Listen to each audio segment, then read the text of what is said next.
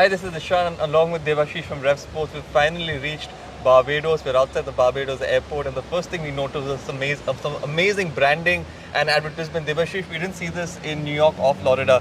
What do you have to say about that? Yeah, obviously, see, this is a proper cricketing place. Means obviously Barbados, we all know, is a place, is a country, nation famous for producing great cricketers over the years. Be it Garfield Sobers, Desmond Haynes, Gordon Greenidge, you name it, and the list goes on. And obviously, we are right now in front of the Grantley Adams Airport, and as you can see, there are a lot of branding. We saw brandings at the immigration. Obviously, people in the immigration officer was welcoming as we spoke that.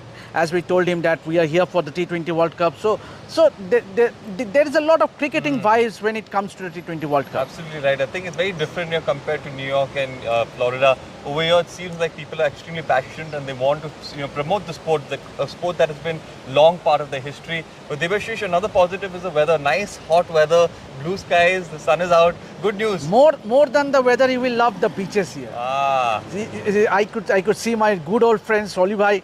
Because he has been our guide on my last tour. Means Barbados and Antigua these two countries are famous for its beaches. It's, pristine blue beaches, sunshine, white sand. What more can you want? And then to top it up, the T20 World Cup. Top it up, the T20 World Cup. India's taking out Afghanistan. That's going to be a big game. Let's just build it up slightly, Devashish.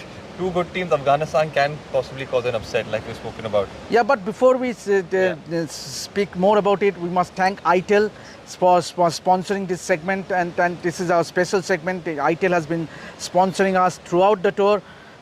So Ishan, talking about the Afghanistan game, yes, obviously the Afghans are playing against the West Indies in St. Lucia.